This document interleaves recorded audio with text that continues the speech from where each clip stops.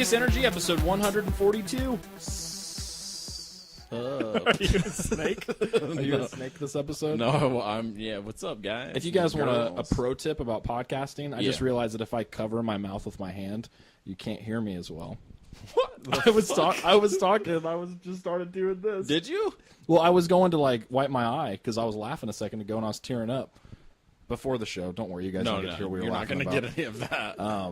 Humor it's not our bag. It was a very basic switch that clicked for me that was like, if no talkie in microphone, then no sound. 142 episodes in, still learning. Welcome to Hideous Energy, a podcast about comic books and just whatever else we decide to talk about, especially on days like today where we have absolutely nothing planned. Zip.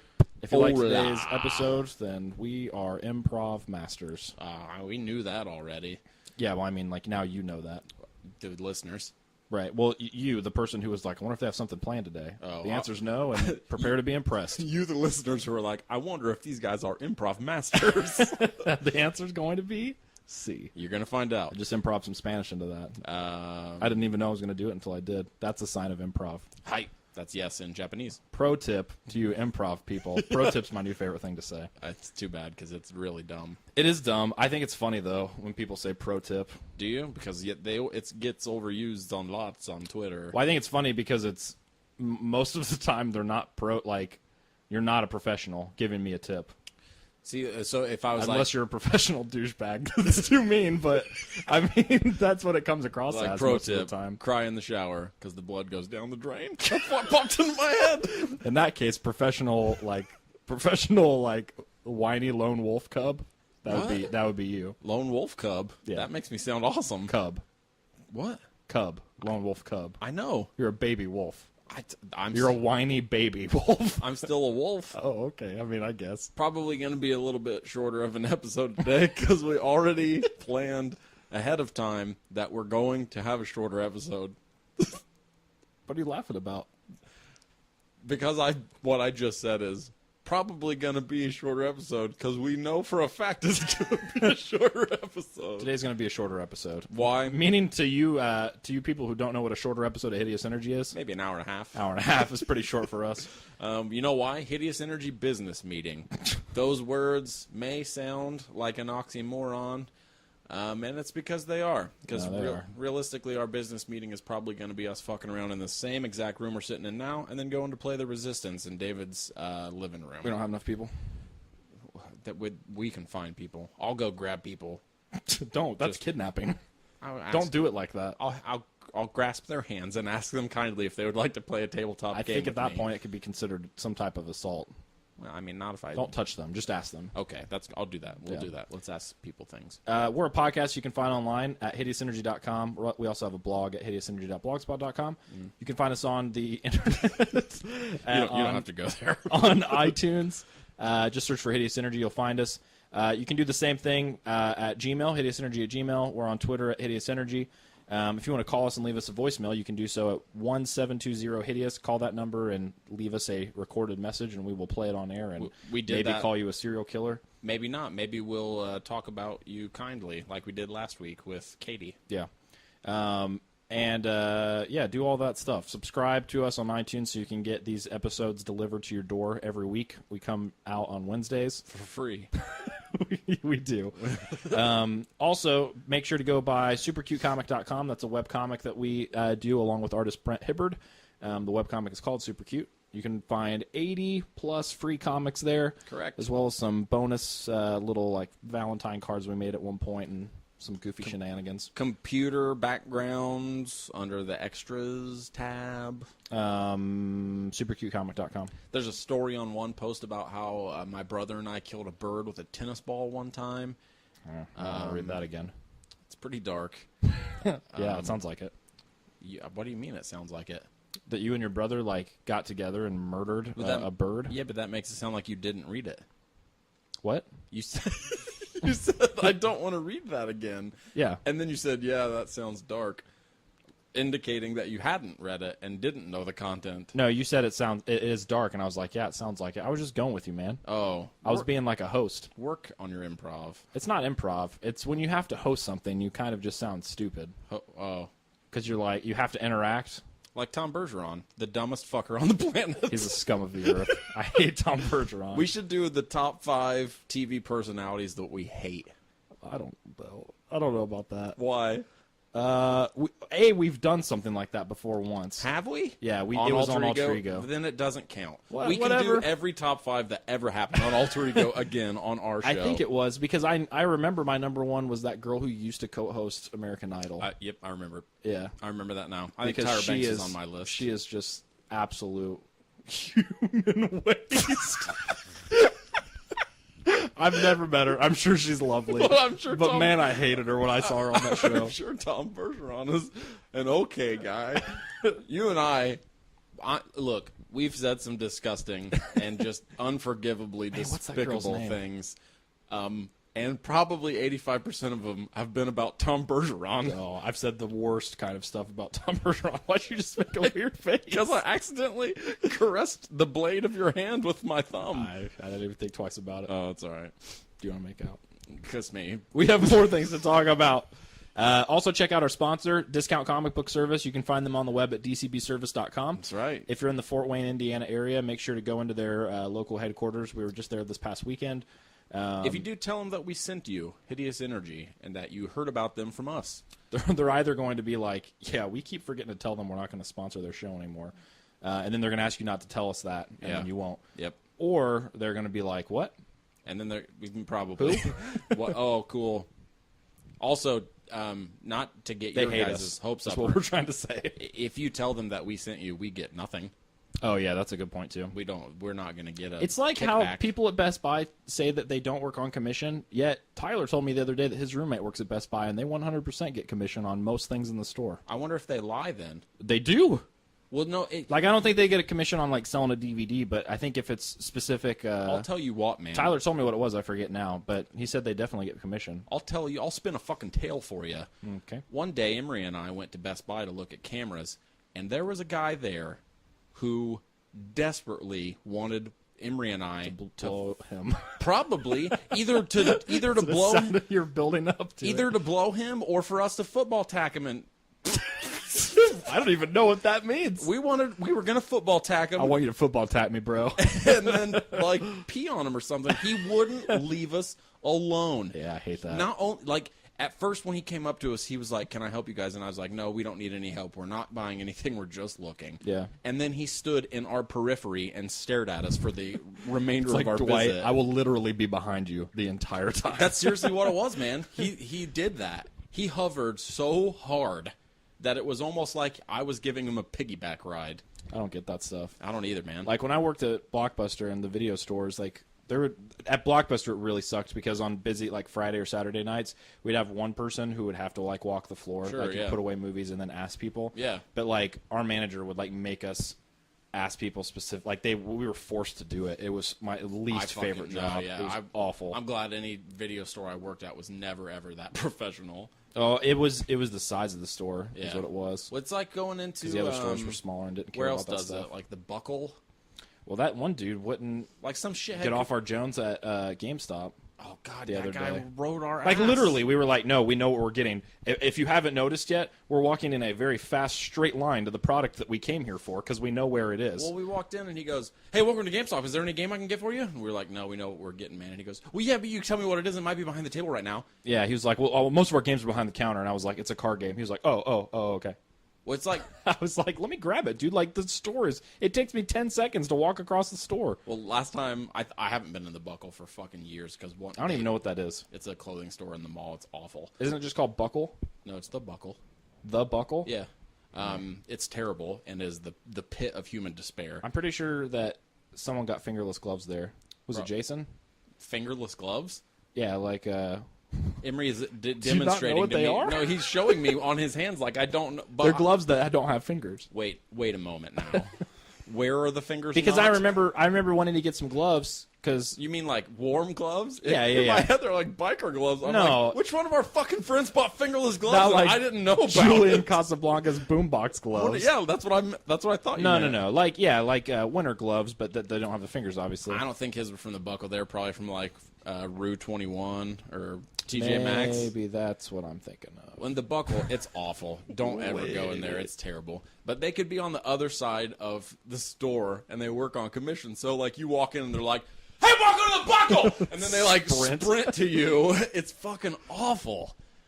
What were we talking about? Our sponsors, Discount Comic Book Services. They don't do that. No, they don't. The reason is they care about customer service, but when you go to their store, that is also their headquarters to in which they ship from. It's correct. Internationally. It is correct. So they've got a lot going on. They do have a lot going on. We've literally spent hours in there at a time looking at things. Yeah. Hours. That's not a lie. You know what else you can do if you like comic books and Discount Comic Book Services? Go to their site, dcbservice.com. That's the first thing we said. But I was not finished yet. Maybe I will be finished now. Why don't you improv that? Okay. Motherfucker. Go to dcbservice.com and use our one-time use only promo code HIDEOUS8. Spell out the word hideous with the number 8. You can get an additional 8% off. It's a one-time use promo code only, though, so if you've used it once before, it's going to lock you out, not let you use it. Then copy your IP address and post it on every website that people you're friends with, along with a picture of you naked. The first place it's going to go is to 4chan, which is just the worst place on the internet. Yeah. So good luck living that down. And people are going to do stuff with that picture. Gross. I don't mean like alter it. I mean like jerk off to it. That's the knowledge you have to live with. I like snort it. They're going to snort your picture. They're going to print it out and eat it. Yeah. That'd be a really weird thing. I was going to say, you don't think it's going to bother you. But when you see it happen, it's going to bother you. I've never felt as vulnerable as I did when I watched someone chewing a picture of me in their mouth. It's really hard to process. I needed to specify where they were chewing it. You get it? In the mouth. It's hard to process it. What, like a picture? I think I just spit all over myself. You did. No, like, it's hard for you to process the idea of watching someone eat a picture of yourself. And then it's hard for their body to process it. Oh, I thought you meant like process film. I mean, that too, maybe. People used to do that. That's not a thing anymore. Film, no. Kodak, get the fuck out. Dude, I have to tell you something. What? It's important. It's not. Wait, before you do that, another thing about comic books. I don't want to wait. I wrote a short comic called Six Barrel Shotgun. It's so stupid. It was illustrated. Don't buy it. It was illustrated by Logan Faerber, and it was lettered by David, unfortunately. That's the lettering's terrible. Don't ever read it. He's right. You're not going to be able to because it's lettered so bad. It's on Comixology. If you search for Austin Wilson or Logan Faerber or Six Barrel Shotgun, I don't know if you search for David Hopkins if it shows up. I'm in there. But can you search for you? Yes. Have you done it? Yes, I've searched for all three of us. We all have one credit under our names. Have you also Googled yourself? No. Yeah, why don't you start? It sounds like you're up your own ass. I'm sure you have. I haven't. Yes, you have. No. Oh, okay. So go to Comixology if you want to download that. It's also on Gumroad. You can get it for $1 on Gumroad, or give us a little bit of a tip if you want to. On Comixology, it's 99 cents. So check that out if you want to. Swing by readchallenger.com and read Ribbon C. It's a short comic that I wrote, illustrated by Lowell Isaac. David also lettered that one, so make sure you check that out. Oh, I can talk about this now. What, man? I am lettering another webcomic called Razor Bloom with writer-artist Amy Gaskin. You can find that online at razorbloom.tumblr.com for now. Is it currently up? It's like soft launching right now. So there's some art that she's done up there as we're recording this. Am I What? allowed to talk? Yeah, you're going to be like guest writing a spot on there, right? Well, I will be writing things with Amy, yes, where Amy will be doing the art. What are you talking about? Because one of those things is not Razor Bloom. Well, I don't know yet. Like, I don't know. She asked me if I wanted to do guest comics on Razor Bloom, and I was like, yeah, I will. Yeah. But we haven't really figured out exactly what that's going to be. I have a storyline that we're talking about right now that she has shown interest in, and I think would be awesome with her art. So that's what I'm talking about. That's separate. That's not the same thing. It's not going to be on Razor Bloom? Not according to the emails she sent. Oh. Did you read them? Kind of. Anyway, I'm a busy guy, man. It's also going to be a website eventually, but I'm doing a website now. But well, I you mean like a full domain. website, rather not a Tumblr. Rather not a Tumblr.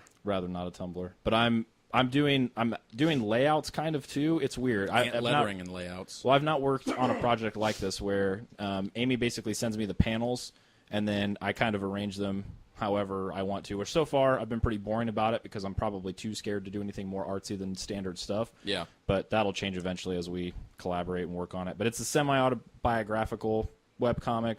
But just keep your eyes out for it. You can go check it out right now, but eventually it'll be weekly and all over the place. Amy's super awesome. I met her on Twitter, actually because I had met Ryan Ferrier, the creator of Tiger Lawyer, which is it's his website, Read Challenger, where Ribbon C got posted. So then through Twitter happenings, I met Amy. I talked to her a bunch on Twitter. She's super awesome. Follow her on Twitter, Amy Gaskin, Gaskin, and Amy's AMY. She's awesome, and she was talking about how she had a comic that she needed lettered, and I was like, my best friend's a letterer, right? And she was like, who's your best friend? And I was like, it's DC_Hopkins. You were like, it's someone else. I was like, I didn't have someone prepared for that joke. I was like, his name's Smith. James Franco. Yeah, I'm friends with Franco. How do you think you spell the last name Franco? Which one? Both.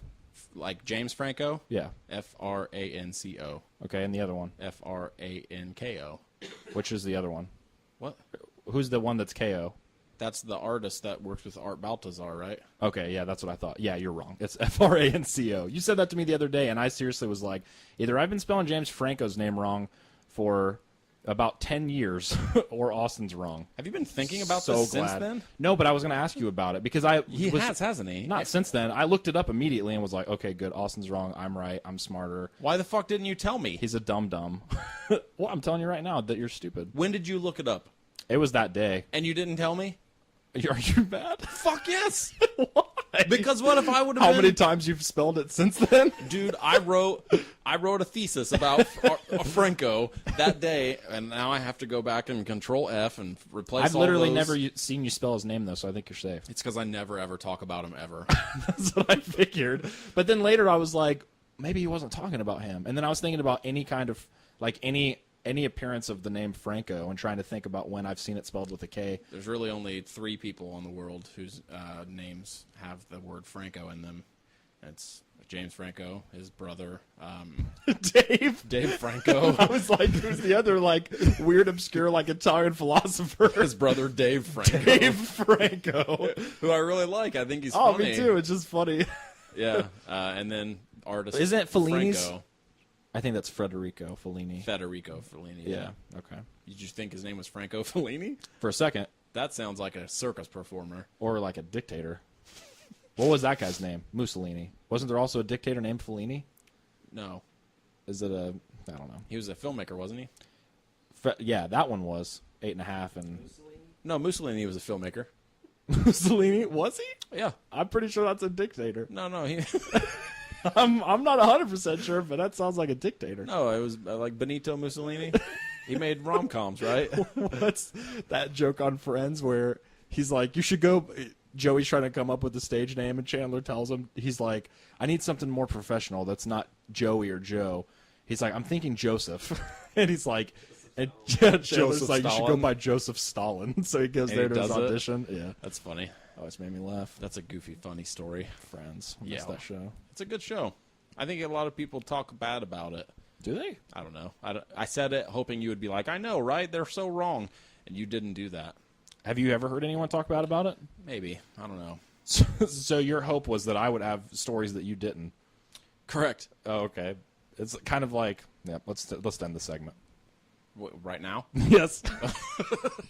I was gonna, dude, what I was gonna say next was you didn't end the segment. I know, but trying to liken it to some type of verbal volleyball match, if that's what I'm about to say.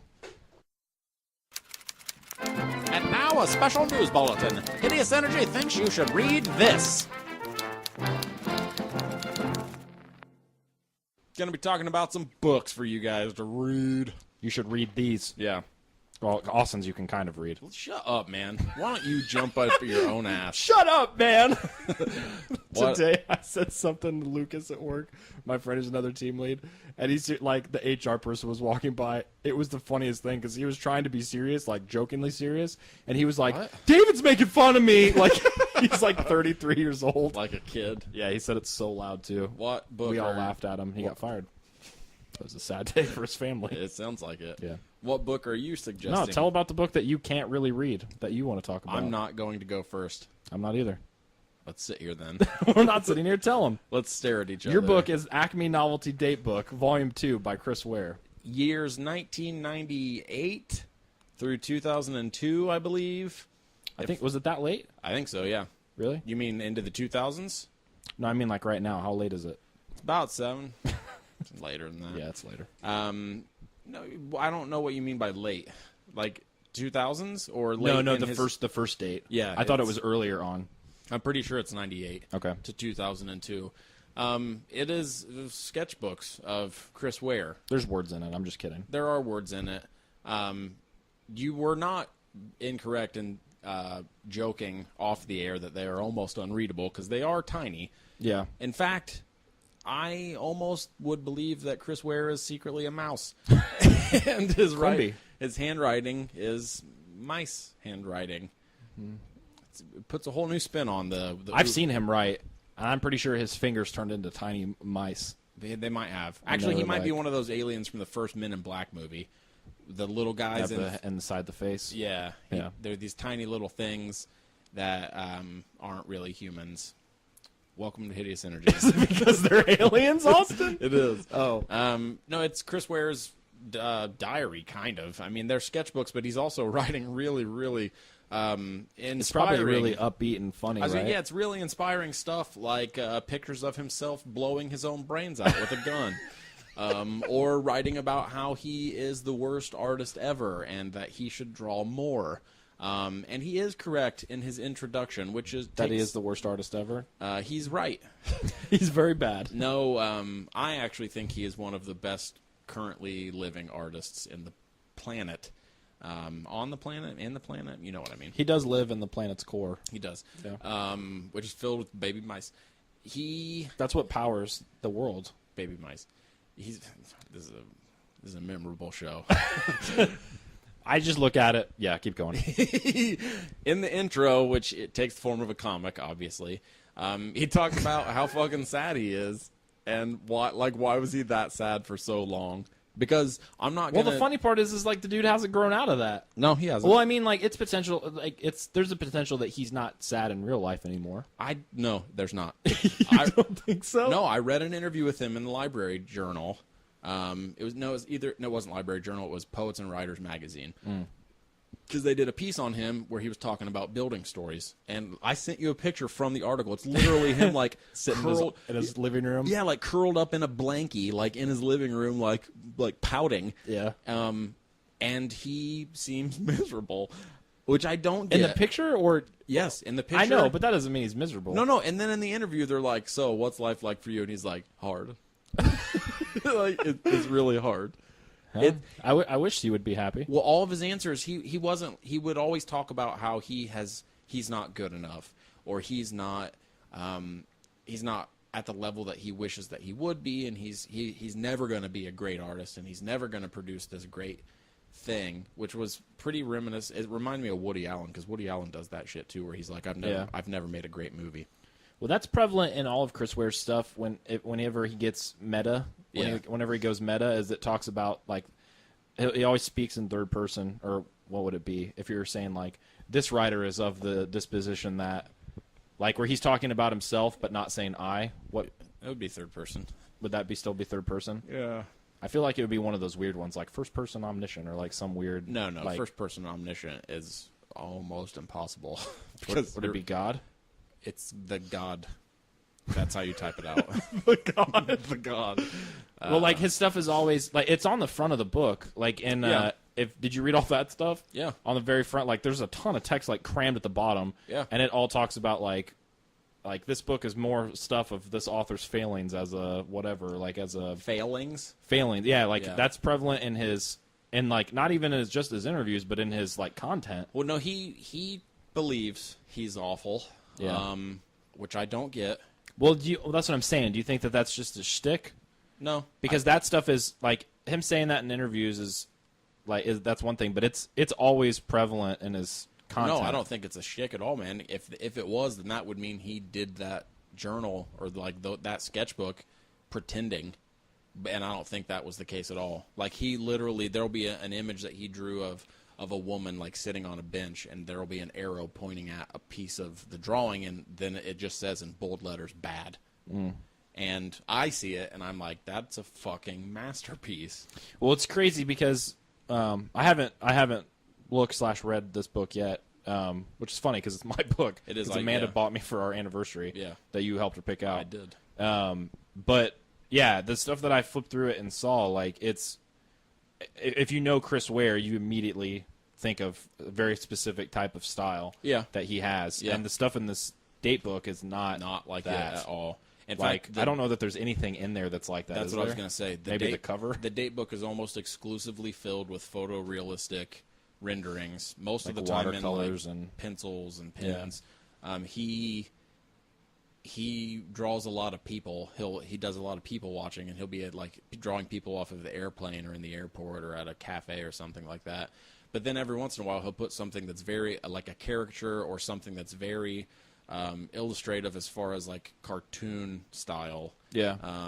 Where like the picture of him blowing his own brains out with a gun is I did read the intro. Sunday strip. That stuff looked like Chester Brown kind of. That stuff did, yeah. Yeah. He is right in the intro. He says that he doesn't know what his obsession is with banjos. There's a lot of fucking banjos in the book, and he is also right that there is a lot of racist shit. Well, that's not him. Those were just song titles of. Some of it is him, but some of it is him aping the style of things that he has, like that he has feelings for it, because he's a lot like Seth, or Chester Brown, or that whole cadre of artists that long for this bygone age of the comics, where it was like the 40s and the 50s, where newspaper comics were the big deal, and back then comic book artists, quote unquote, not comic books obviously because they were doing strips, were seen as almost celebrities, and their work was taken a lot more seriously, even if it might have been a comedy strip. Yeah. Like, people loved Charles Schultz, and I don't know, I think he might love Schultz. In fact, but a lot of the stuff that he had read when he was a kid was super fucking racist, because that's how culture was at the time, and everybody was producing all of these strips that had these awful, like, I forget, Jess Nevins wrote about it. It was like yellow fever villains, where the villain is this like Fu Manchu very stereotypical Asian person, and I saw some of that in Milton Caniff's work because I got that. Yeah, I remember seeing that too. It's awful. It's so, when you see it, you're like, holy crap! It is terrible. Like, I can't imagine being in a world where comes out. Like, that was on every fucking newsstand. The one thing that I saw when I flipped through it was he made a joke about the stuff from that Tintin in Congo. Yeah. Goes to the Congo or whatever, which he has a page from some comic. I don't know if he drew it or if he just clipped the page. It is literally this little boy, this white boy, who is painting his face black. And he's like, no one will suspect me as a black man. And he's like painting himself, and then this guy walks onto the panel, and then just some awful awful dialogue, really, that I don't even want to joke about. It's so fucking bad. His whole style is, you're right, it harkens back to that. Well, not even just his style, and I don't mean racism, but I mean like that, like penny arcade type, and I don't mean the comic. I mean like actual penny arcades and Nickelodeons. No, it's like him, Joe, Matt, Seth, like all that. I keep forgetting his name. Klaus. He's kind of in that group too. Klaus. Daniel. Oh, Klaus. Yeah. When you said Klaus, I thought Klaus. I was like, who? My friend Klaus. Johann Klaus Kinski. Yeah. Legendary actor. Yeah. Who is a famous shit himself. What? Is he? No, he was a famous shit. I know, but you say that like he's a famous dude, or do you mean like a dick? Dick. Oh, okay. Yeah. He's the guy that worked with Werner Herzog, right? Yeah, yeah. Okay. When he also he seriously beat the shit out of his daughters and stuff. No, I thought it was Werner too. Werner Herzog did it too. He also beat Klaus Kinski's daughters. Oh, no. I was like, what? No, I think they got into actual fights on Aguirre. And Klaus Kinski beat his ass? Like, they got into fistfights. I don't know if it was on Aguirre or I don't know if he was in Fitzcarraldo, but I'm pretty sure it was Aguirre. The Wrath of God is the full title. Like, It is. They got into, like, fistfights and stuff on set. Well, I'm pretty sure... I didn't know he beat his daughters. Well, That's not funny. I'm pretty sure Kinski did worse shit than that, too. Oh, really? Yeah. I thought you just meant hard to work with. You mean just a giant douchebag. No, like an actual terrible human being. Okay. But this book by Chris Ware... It sounded like you were saying, like you were using that word just to emphasize how famous he was. He's like, famous shit. Yeah, man, that guy was a famous dick himself. Well, no, Chris Ware, this book... that what David said is right. If you buy it as a huge fan of Chris Ware, wanting to see the art style that you're used to seeing in Acme Novelty libraries, not going to see a lot of it. Most of just it's the cover. No, yeah, and then most of the stuff inside, it's kind of more reminiscent of what Craig Thompson does. Well, there's a lot of the watercolor stuff you pointed out, and I agree. Looks like a lot of the watercolor sketchbook stuff that Mobius did. Yeah, yeah. There is Which some, doesn't look like Mobius. No, like yeah. it looks like basically neither of them, but they're channeling some kind of just pimp watercolor god. I never understood stuff like that. Splashing beauty across I guess the I page. understand it in the sense of people wanting to break out of like one style, like Picasso. Yeah. Did you ever see Picasso's illustrations? Yeah. Jesus. Yeah. Like it is crazy that the dude was more famous for like Cubism. Obviously, that stuff was brand new, but Right. to then see him be able to do all of these different styles, Oh, I don't understand it at all. Well, and also because it. like it, I could talk about it for a long time. Like the stuff that he does in Jimmy Corrigan or the Acme Novelty stuff it seems like, especially to someone who doesn't necessarily pay attention to art or pay attention to comics or anything like that, it seems very simplistic to where you're just like, oh, that's simple. Like it's just a bunch of circles. It's a circle and But, like like, an oblong shape. Someone I read a review somewhere, and this always clicked with me, and I know I've said this to you before too. The amount of like feeling and emotion that Chris Ware can draw in a cat that's asleep on the end of someone's bed. Yeah. And that cat is like basically 4 lines or something. Or like even just that like, blows my mind. Or even like this is where it clicked for me, and this was when I knew that I was going to go buy Jimmy Corrigan.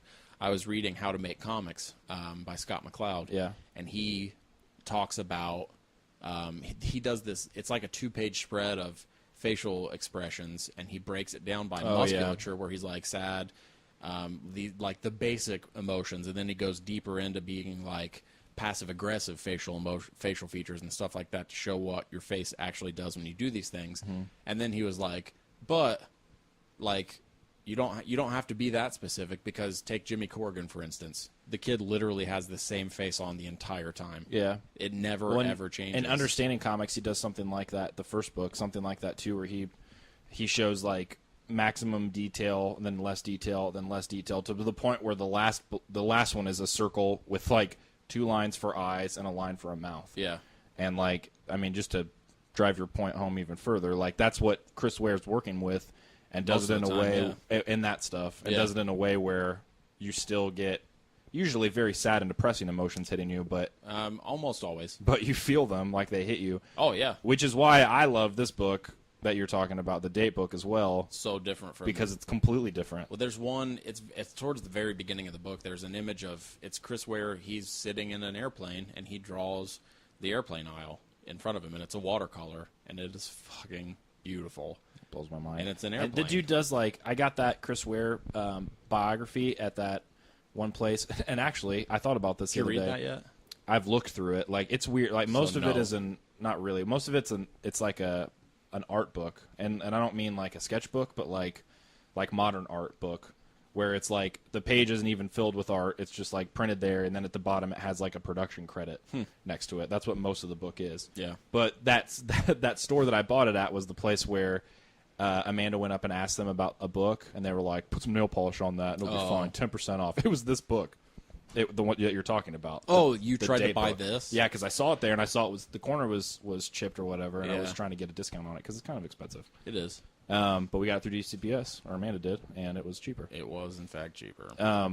But yeah, in that art book, that Chris Ware biography art book, whatever, it's got a bunch of stuff that he did that are like, I showed some of them to you, that are like sculptures, and some of them are like machines. Yeah. Like Like one of them is a it's like a vending machine for comics that he made in an art class. And in that picture that you sent me that was in that interview, it's up on his mantle. Oh, really? Yeah. He is, without a doubt, like, if somebody were to ask me, like, what is an artist, I'd be like Chris Ware. Like, capital A, that guy's an artist.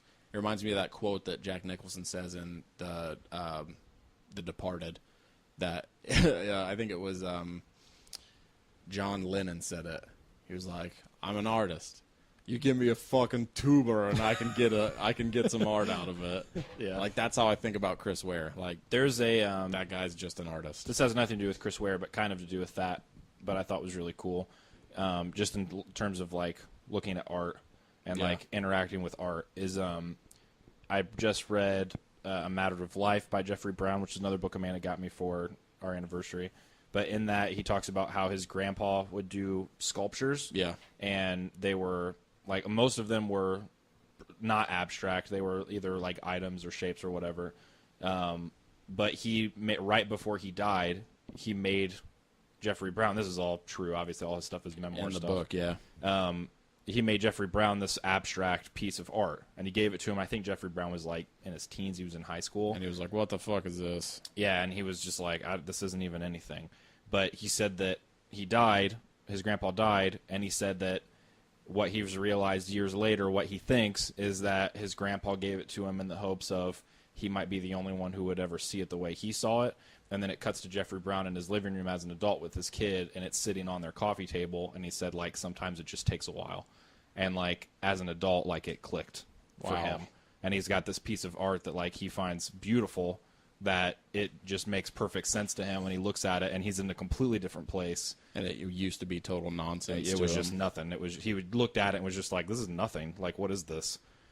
I thought that was really cool. That is really cool. Also pretty sad. It's actually super sad. But what I was going to say, it's actually pretty close to... the other day I was tweeting about it because I had read... There's this art magazine called Juxtapose. Mm-hmm. And I think Joe Crone has had some stuff in Juxtapose. Oh, really? Or maybe not Joe, maybe Logan Faerber has. I think they someone linked. we know who makes art. Potentially someone that we know had art in Juxtapose. Someone had posted a link to an article criticizing modern art, and it was all written from this one guy who is apparently pretty famous for shitting on modern art. He wrote the article? Yeah. And he goes to modern art shows and looks at the stuff there and then critiques it. And he is in fact shitting on it, not literally, but I get the sense that he would like to. Yeah. But he was... Unfortunately for him, he could do that literally, and I would be like, that's art, bro. Well, that's the thing, is... I'm trying to find the article right now as I'm talking. He would show pictures of stuff that was there, and it literally was like a stuffed teddy bear sitting in the corner with a briefcase on its lap, and the briefcase is like filled with sex toys. Yeah. He said it was like the most uninspired bullshit. And a lot of the stuff that he was showing me, I was like, I understand what you mean. Like that is literally a white canvas. Yeah. Like literally. And nothing on it. It's just a white canvas. And he was like, his point wasn't that this isn't art just because it's a white canvas. This isn't art because how many fucking art students, like how many like pretentious and self-obsessed people have been like, this is art.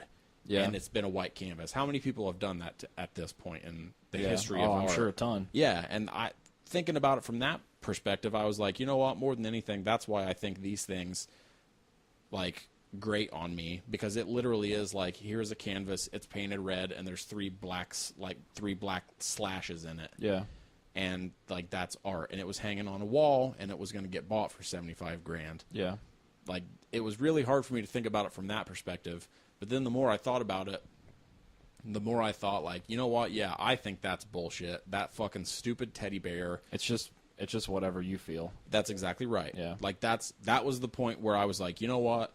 This guy's obviously really pissed off about this stuff. Maybe or maybe not he's a washed-up artist. I don't know. Maybe he is just critiquing it because he's really pissed off that it's hackish and like overwrought and derivative and bullshit. But Like, what if somebody saw that blank white canvas and it really, like, hit them? Well, it makes like, me wonder how many things, if any. I mean, I'm sure he would say no, but I don't know who this dude is. I have no idea. I don't either. But it makes me wonder if how he would react if he saw something and it hit him. Like that? Yeah, like that. Like, how do you then process that? Yeah, I don't know. Like, because for me, I mean, I don't know that I've ever had an experience with something where I looked at it and I'm like, I don't find, like, I do think that this is a very pretentious thing. Yeah. But it's clicking for me. Like, I don't know. I know in terms of relating that to Amanda, I have. Like, I know there's been times where I've looked at something and gotten a lot out of it and she didn't. Yeah. Because that's not, like, that, it didn't touch her in that way. Well, the thing which isn't right or wrong. The thing that pops into my head, I went to New York once and I went to the Museum of Modern Art and there was a lot of bullshit there. And one of the fucking bullshit things there was an empty fucking room with a little bitty hole carved in the wall. It was a mouse hole. There was a light shining out of the hole, and then over the speakers in the room was the soundtrack, literally just the sounds from a Tom and Jerry cartoon playing. That's it. That was the art. Yeah. And, like, I'm not saying that it's impossible for that to connect with anyone, because that would be dumb of me to say. Yeah. I walked in there and I was like, you got to be fucking kidding me. This, like, someone paid to have this installed in the MoMA, or they paid someone. I don't fucking know. Yeah.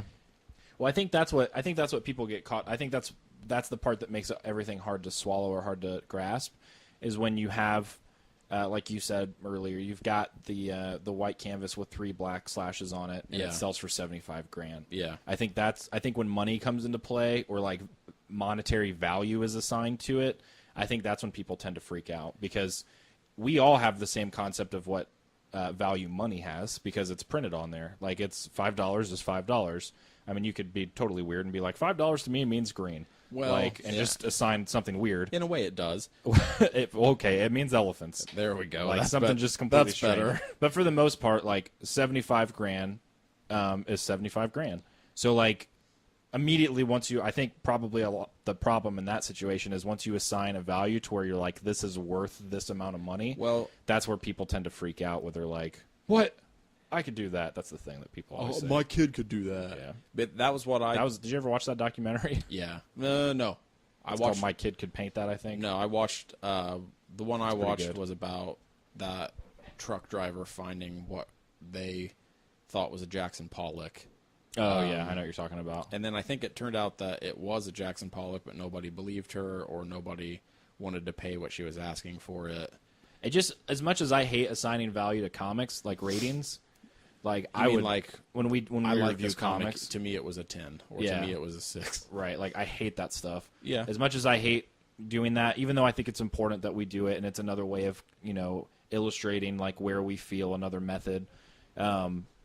I would never ever want to be an art critic in terms of like that, like modern art or that kind of art. Like, You mean like ascribing value?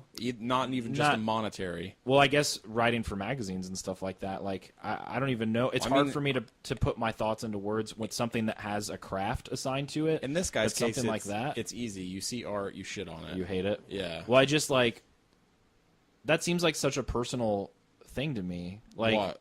art, in terms of like even just like modern art or that type of art. I don't mean art in the broad sense of the word, but like art in an art museum. Whether there's different mediums, but like I guess visual art would maybe be more specific. You see that as a personal thing? Well, more of a personal thing to where like if I can't find this read, fucking I don't know, review. it makes me interested. It makes me want to go look and read reviews about like art installations at MoMA or wherever else to see how people describe it. Because for me, I'm gonna read a review and just be like, all right, this is what this person felt. Yeah. To a T. Like, because there's not. I mean, it could be interesting if you're bringing in history and like obviously there were these influences and it's kind of like an analysis of that. But if I look at something like, to give you an example, and I didn't plan on talking about this to anyone else except for you. Weird. But let's do it. All because right. it's weird and it's not embarrassing in any way, but it's kind of hard for me to talk about because I don't really know how to put it into words. What part of you did you create art with? Is that what you want to tell me? With my ghost penis. Oh. Not even my real one. I expected one of those things. Yeah, you expected penis, but not the ghost. How do you know? Don't tweet that. I don't have to. You just said it to every one of our listeners. Okay, so I was at work one day, and we were chatting on AIM, and you and I? Yeah, I was chatting with you, and I was chatting with Amanda, completely avoiding work. So let's hope this doesn't get me fired. Yeah. And I had that. I don't feel embarrassed talking about it. It's just weird. It's gonna sound really weird. Wait, you told me this already. I know, and only you. Oh, literally yeah. no one else. Oh yeah. Because I was like, I don't really know how to explain this. Well, no, I told Amanda. I think. Just divorce her and marry me. I have a Mobius wallpaper. I had a Mobius wallpaper on my computer. Yeah. And I kind of like got lost in it. Like you had a moment. I had a moment. Like I didn't. It was nothing where I would be like I left my body or anything like that. Where But probably as close as you can be probably without doing that. Yeah, I mean, it's not something where I'm like, look, man, I wasn't in the call center anymore. Like it wasn't something that vivid, but it was something to where I was like, I got so wrapped up in looking at this piece of art that like I started to have like feelings from it, like and not emotions, but just like I could feel like the momentum of this wave that he had. Like you know what I'm talking about. Oh yeah, it's from the perfume. Those like cologne ads or whatever. Yeah. And like I could just, it was weird. And I was in that moment for probably a couple minutes. Yeah. And then I was like, I don't know what that is. Yeah. Like I don't know what that means. And not that it wasn't real or anything like that, but it's just kind of like, okay, maybe it's one of those things where it's like science versus religion, to where I'm like, all right, how much of that was me really like emotionally connecting with a piece of art, or what if that was some kind of biological thing with me where I got lightheaded for a second and happened to be looking at this piece of Mobius art, because it's a piece of art that I had looked at millions of times and love. It's one of my favorite pieces he's ever done. Yeah, but. That's why if anyone would ever... So if I were to write a review about that, well, you know what I mean? And then like have you read it and be like, this is the review.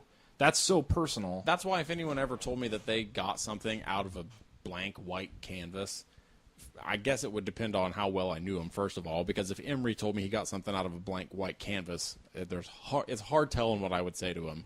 You'd be mean. I would be very mean. Well, yeah, but at the same time, what about the last page of The Escapist? Yeah. But I see, it's not just a blank page. And obviously that's not exactly the same thing, because that's literally the last page of a arc of a story with characters and plot and everything else. Yeah, but that means a great deal to you, that last page. It does mean a great deal to me, but the idea of spoilers, there being a blank white canvas hanging on a wall, and it's not titled. It doesn't have any of the emotions that the rest of that book does, because the reason that blank white page in that book works is because it comes on the tail end of seeing these characters interact the way they did. Yeah. And it represents something that's tied up with every single previous page. I guess you could look at a blank white canvas on a wall and see that. And if someone were to tell me, and they were serious that, this blank white canvas meant something to them, I would never want to take that away from them. I would never try to rob them of whatever they got. Experience. Yeah. Yeah. There's a really good chance I would make fun of them. But also, that's another thing that I was tweeting about after I read this guy shitting on every kind of modern art, which I don't want you to misunderstand me. A lot of the stuff he was shitting on was in fact awful. Yeah. But so he didn't seem like. Oh, I mean, he obviously seemed like a negative dude, but it didn't seem like one of those people who just was it more that he was trying to set out to prove a point? He was, or do you think this dude just doesn't get enjoyment out of art, or at least it appears that way? There's a good chance he might not get enjoyment out of art, because one of the articles was, okay, let's try and have me understand art again. Like, meaning that someone had tried to explain to him why art works, or how art works, or what is art. And he took it. To me, that's. No, it's a fucking... How do you do that? You don't. That's the thing. It's like, how do you explain that? He found some guy who was in art school, who is... those are the worst classes. Like, what? 17 people in a room trying to explain this painting to each other. Oh. And they're trying to impress the teacher. They're using... See, I disagree, but I agree at the same time. Well, no, like, you know what, I think man? that stuff is important and really interesting. It is important. But a lot of it is going to be... It is at important. Least in TCOM, that's what it would boil down to, is like, what movie can I drop here to the teacher to try to connect and make me look smart? Let me show the rest of these people that I'm serious and that I am worth listening to, which is fine. I think you can have a conversation about art, and talk about what a piece means to you or why it exists or why you think it exists without it being pretentious and without it being self-serving. Yeah. But that's what this guy got. He found this art student, and he was like, explain this painting to me. And this kid regurgitated just a bunch of bullshit you could tell he read from his art books. Yeah. Which is fine. Like when I'm talking about a painting or any kind of piece of art, it almost has to be framed in how it makes me feel. Yeah. And how I interact with it. Because, like I said on Twitter, I fucking love Jackson Pollock. Yeah. I love his stuff. And it is, in fact, just paint dripped on a canvas. That's what it is. But when I see it, that's not all I see. I see a lot of other things. And I don't mean like shapes and shit, although sometimes. But, like, I interact with that stuff. And you mean like people, like telling you to, like, get a knife? I see Jackson Pollock's face. Like, it's angels. He's like, denim. Get a dark denim jacket. I was like, okay, Jack. I'm going to give you the tools you need to uncover the secret angels. No, but, like... It's a rope, a hammer. I wouldn't want to take that away from someone, but I think you have to have a very strong, like, meter or a detection of bullshit. And a lot of that stuff can be bullshit really easily. But also, like, if somebody's telling, like, when you told me about you and that Mobius picture, and how you interacted with that Mobius picture, it might be because we're as good of friends as we are. It might not be. It might have been my approach in being like, look, man. Well, no, I mean, I don't really know how to explain this, and that, it kind of freaked me out. That might have been it, but also, I feel like if someone's... My ex-girlfriend, yeah, I know. There we go. It's a touchy subject. No, we were at an art show, and we were looking at everything that was there, and there was some photorealistic stuff there. Because she went to art school, and I had spoken to her art teachers a couple of times because one of her art teachers was a super awesome lady, and she was such a super lady. She's a super lady. We hung out with her, and I actually talked to her husband about You've Got Mail and The Shop Around the Corner, and this was like 5 or 6 years ago, so that will tell you how sick I am about that movie. But she was... The thing that they would always ask, the teacher would always ask, is why? Why paint or why draw that realistically when you can't tell that it's a painting? You can't tell that it's drawing. It just looks like a photograph. Why do that?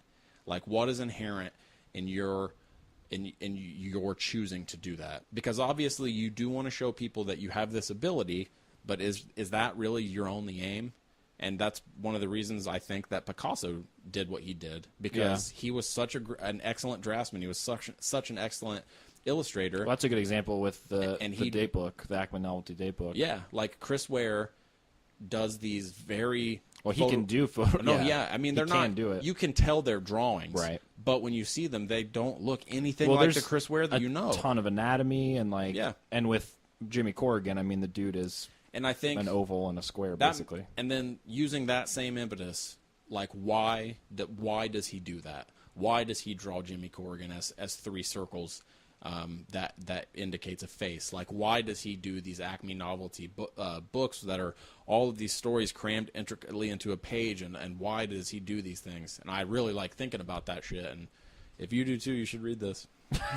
Hey, Emery, are you laying on my iPad? I moved your iPad. Thanks, man. All right, my pick that you should read is about a rabbit who's a samurai. Art. He's not a samurai. Is he a ronin? He's a ronin. Is he? Because he doesn't have a master. Is it Usagi or Usagi? I've always said Usagi Yojimbo. I always have too, but I don't know if that's right. But it's probably Usagi Yojimbo. Usagi Yojimbo. What's Yojimbo mean again? Yojimbo means bodyguard. So what's Usagi mean? Rabbit. Rabbit bodyguard? Yeah, I told you that. I don't remember that. It was during the Wolverine because she said something that's probably why. She said, "I'll be your bodyguard," and I was like, "Yojimbo," and you were like, you looked at me because you were like, "You're a dickhead," because you just said a Kurosawa movie for no reason, and I was like, you didn't say that, but that was what your look said, and I was like, I'm pretty sure I probably was. And I was like, no, I literally read that this afternoon in the car, like it means bodyguard, and you were like, what, really? And I was like, yeah, and then we watched Wolverine Killed Ninjas. Yeah, we did. And I like that movie. It's all right. I see a lot of people talking about how much it sucks. No, it doesn't suck in it. Well, I thought you liked it. I do. Oh, that's different than you being like, it's all right. I mean, I would still say it's all right. Okay. And I liked it. I forgot how much you hate things, man. I literally just said that I liked it. If you don't love it, then you hate it. No, I know. That's what we do to our friends. For Okay, instance, so you hate Nick and Nord's Infinite Playlist. You're a piece of shit. so far, yes. But I also, to be fair, haven't seen it in 6 years. So maybe I would like it now. Has it really been 6? It was before me and Amanda got married when we watched it. Yeah. So I love it. our anniversary's tomorrow. Is it? Yeah. Man, you guys are dumb. Sorry. That's actually nicer than what I had in my head. I know also time is the culprit here. Call time dumb. Time is the culprit here. Just a Bond villain. It sounds like something. Just a Bond. It sounds like a Bond villain thing. Yeah. All right. Well, Mr. Bond. So I always knew about this bodyguard Ronin Rabbit. I think probably because of Ninja Turtles. Teenage Mutant Ninja Turtles, because he showed up on that cartoon when we were kids. Yeah, he did. Or when I was a kid and you were like a young adult. I would have been almost 20. When I was 6. No, I would have been 11. So I always knew about him, along with kind of another character that I always connected him with in my mind for no reason other than childhood and kind of being sort of connected to the Ninja Turtles was Bucky O'Hare, Space shit. Rabbit. They're not connected. No. Him and Usagi, but They're rabbits. they're rabbits who have adventures, I guess. Adventuresome rabbits. Usagi Yojimbo is by Stan Sakai, so let's say that straight up so we get the credit there. He writes it, illustrates it, letters it. He's an amazing letterer because he lettered Gru. Is that what it's called? Yeah. Gru, yeah. By Sergio Aragonés and Mark Evanier. Aragonés? I don't know. That's how I say it. But that Mark Evanier dude, it looks like Evanier, but I feel like it's Evanier. Evanier? I don't know. He's the dude who wrote that Kirby book. Did you know that? Kirby. That giant biography about Jack Kirby? Oh, I didn't know that He was existed. Kirby's biographer. Shut the fucking doors. But he was also the writer of Gru. I'll have to check that out. I think that sounds cool. Gru? Jack Kirby's biography. Oh, yeah, it's good. It's really good. What was I going to say? You can't skip over the cover of this book. Oh, I have a lot to talk about yet, my friend. The cover I'm setting it up. of Volume 1 of Usagi Yojimbo is Mr. Yojimbo riding a horse In a battle. There's an the- army behind him. with the horse reins in his mouth. So he can hold his samurai sword with 2 hands. Yeah. He's got a sweet, just glistening suit of samurai armor on, too, which he doesn't wear ever in the flashbacks. He's a fucking B period A period. Cool, Means man. Badass. So I always knew about him, but I always kind of looked at it like, I don't know, for whatever reason, I always was worried that it would be boring. Like, that was always when I looked at it. But I'd never read it, but it was kind of like a stupid, just in the back of my head, fear. That, more than anything, what I have always feared about it is that it will be just a goofy for goofy's sake book. Yeah. Because man, is it not? Well, see, that's what I always pictured it as. But my thing was the opposite. I always feared that it would be really boring, and it lies somewhere in between. Well, because It's not boring. I would think about it not as this, but it's almost like he's cool because he's a rabbit who's a samurai. See, okay, I'll get to it in a second. Anyway, all I wanted to say was, friend of the show, kind of, Seth Tihani, Yeah. who does the Good Okay Bad website. I don't think he's heard more than one of our shows. Well, I mean, he's friends with us on Twitter and stuff. Yeah. I talk to him. It's weird. I'll tweet something. This has happened probably 7 times. I'll tweet some random thing at night, and he'll see it, and then we'll talk for the next 40 minutes on Twitter. Why is that weird? He just always happens to see my tweet that time. Actually, maybe it's not weird. Is he stalking me? Probably. Do I need to talk to someone about this? Maybe Seth first. But what if I like it? What if I like talking to him and I like that he's stalking me? I would say. Everybody said talk to a therapist. Or yourself quietly while reading his tweets. By myself. Yeah. Okay. But it got brought up one time, which was pretty funny because he either was at a signing where Stan Sakai was doing it in the 80s, and when he was a little kid, and he said that when he was 12, and he saw Stan Sakai with these black and white comics and felt bad for him as a 12-year-old. Where he was I saw those tweets. Yeah, he was like, he's only doing this stupid indie These black and white stuff. comics, and he was like, he said he was buying issues of Power Pack. Can you remember that, And though? stuff. Like, seeing a black and white comic and not wanting to read it? Because I can. You know what's weird is no, because I loved reading The Tick. Fuck you, man. But I think it's only because of that. I think that if I wouldn't have had a connection with The Tick and reading those comics, that I probably would have had an aversion to it. Well, see, it not being in color. Even the because I had a reprint of some classic X-Men stuff, like with Havoc in his awesome costume. Pouches? What? Did they have pouches? No. So this is like 80s? The chest thing. I know, but I'm saying, like, put it in perspective for me. Did everyone else have pouches? Yeah. I don't remember. Okay. But He's got, like, the rings on his head. Yeah.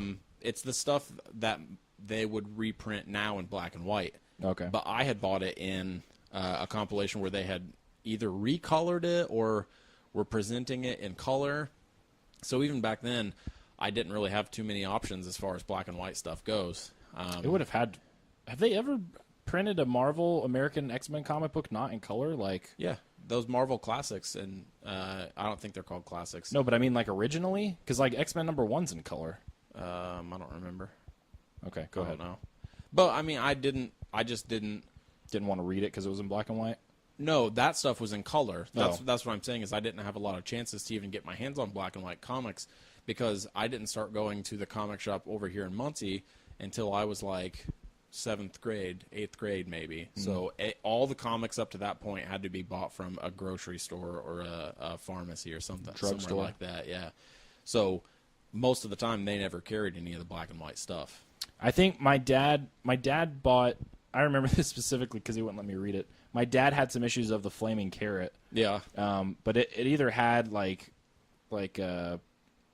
skimpy outfits or something. Like, I was really little. I remember my dad like saying like, you can't read it yet. He didn't want you to read its battle cry. What's his battle cry? UT. Is it really? Yeah. To this day I haven't read any Flaming Carrot. It's probably good, man. Your life probably be a terrible place if you did. Is it like The Tick, kind of? Have you ever read it? I don't think so. I know that. I mean, in terms of like tone, it always seemed like kind of a funny, probably like parody. I haven't read. I think I bet the most of the stuff that I know about it is from Wizard. I think the main thing I know about it is that's where the Mystery Men came from. From the Flaming Carrot? Was that comic? Yeah, they were a team in that comic. Did not know that. Still haven't seen that movie. Really? Yeah, I've never seen it. Oh, it's great, kind of.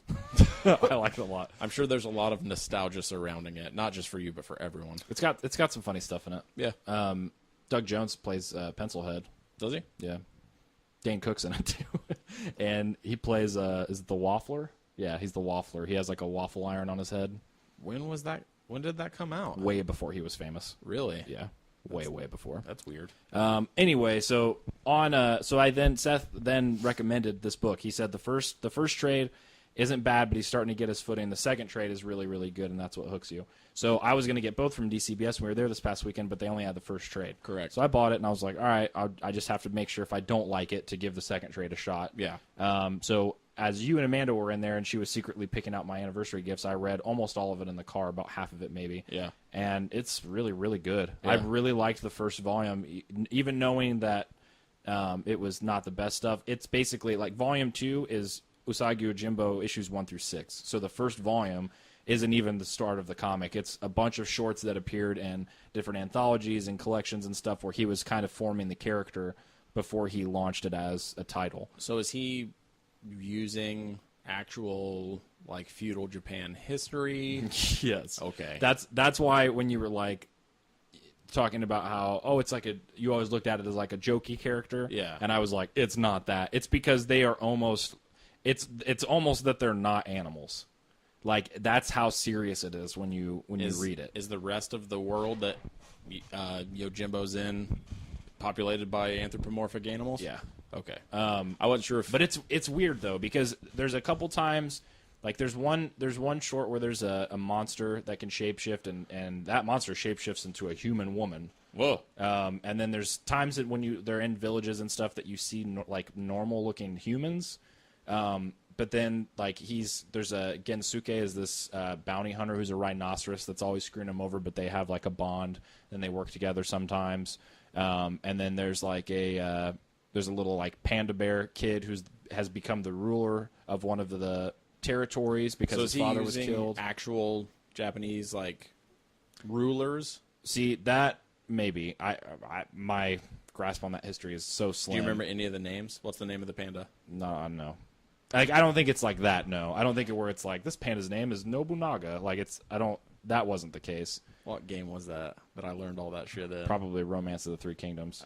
Or Dynasty Warriors, I think it was which is a spin-off of that game. I think it was Dynasty Warriors. Yeah. So I learned a lot from Animusha, which I don't remember now. Tokugawa. The Tokugawa clan. Yeah. So, Which, I mean... you know what we did? We made a football team on Madden NFL. Like, it was like 2001 or something. And we made up all their names. And we had I think he was like a tight end named Tokugawa. because of that dude. Yeah.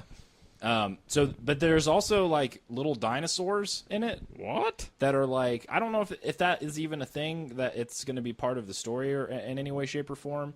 But they're these little like tiny looking Brachiosaurus lizards that run around. How too. tiny? They look like critters in their world. Not the spinoff of Gremlins or parody or whatever. It wasn't either. It was its own rip-off. thing.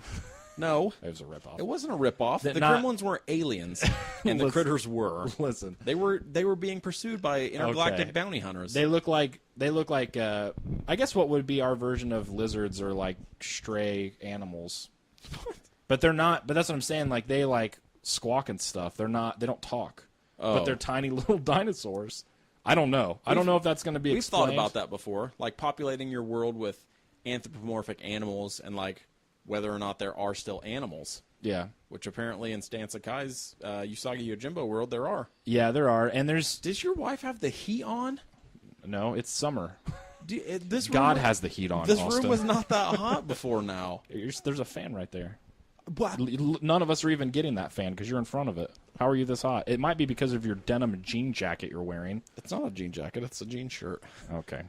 And I wore it last week, too. Another thing I was worried potentially about it was that the art would be really... too simple? No, like rough. Well, he doesn't because it's early Usagi Yojimbo. From what I saw, it didn't look like it had gray tones on it. It was just line work. It's black and white. I mean, it's inked and stuff. Like, it doesn't look unfinished. Yeah. But that was what I was going to say. My fears went completely out the window because it looks amazing. Yeah. It's pretty awesome. It's weird. Like, they go through his history a little bit in this book and kind of flashback, but he's kind of like a wandering traveler. At times, he is a bodyguard. But they've set up all these different relationships, and then I have, 26 volumes left to read now? I was going to say, you are now in it for the long haul. There's a lot of it. Which just pleases me. I'm just pleased as punch. Because Why? Because in the past, you've always been like, I want to read that manga, but there's fucking... That's when I was getting into manga. I wanted to pick something that I could read to get it, to try to see if I would get into manga, that I could try and not have to have a commitment of 48 volumes. You just say the dumbest shit ever. That's not true at all. I wouldn't give somebody Spawn or Savage Dragon as their first comic. Would you give them to them ever? I mean, probably not. But I'm just saying, what ended up happening is I read Solanin was the first manga that I ever read. Yeah. Because I was like, oh, okay, perfect. This is a one volume graphic novel basically. Yeah. And that's what hooked me. You've also been like, I don't want to read fantasy novels because there's all these made up names. Not made up names, but just an abundance of them. Yeah. And it would be hard for me to get into. Man, you're so dumb. Again, all of these are not hard or strange things for me to be worried about. What? None of these things that you're making fun of me are that outlandish. They are, though. No, they're not. I had very specific reasons where I was worried that it would all be so foreign that I wouldn't be able to get into the book. Those are my fears. You're dumb. That doesn't equate that at all. I didn't hear what Emery said, but I agree with him. No, you don't, because I'm glad the microphones didn't pick it up, because we would not air it. Oh, really? Yes. We're going to have to check and make sure that the microphones didn't pick it up then. But yeah, check out, if you can find it, Acme Novelty Datebook. You should be able to find it. It's by Drawn and Quarterly, isn't it? It is, but they're both kind of out of print. The Datebook is? Yeah, they're not easy to find. Oh. That's why I wanted to get it every time I went to DCBS, and I saw it at a con one time for much more money. Than DCBS? Yeah. Well, I mean more the cover price. What? Yeah. What? His stuff, dude, they reprinted 19, which is also called Lint. That's what it says on the cover. Yeah, and I got that at DCBS for nothing, practically. Yeah, well, you got it for off the damage rack. But, that one is easy to find right now because they reprinted it. The other ones, if they reprinted it, it was once, and then that was it. The further you go back, the more expensive and hard to find they are. Yeah. I have 17, 18, and 19, and that's it. I can buy 16 on Amazon or on eBay, but it's like upwards of $50. So I don't know. So send us money. Why he does that, but like Jimmy Corrigan is reprinted from old ones. Most of them are Jimmy Corrigan or Rusty Brown. I probably need to get a new Jimmy Corrigan because the copy that I have it's pretty shitty. They're just poorly made. It's Pantheon's fault because mine fell apart too. Like chunks of it fall out of the binding. Oh yeah, you're right. Are you listening, Pantheon? Thanks a fucking lot. I think it's Pantheon. Drawn Quarterly. It's like, man, we've dodged that bullet. Whoever printed I it, think it's Pantheon. you suck.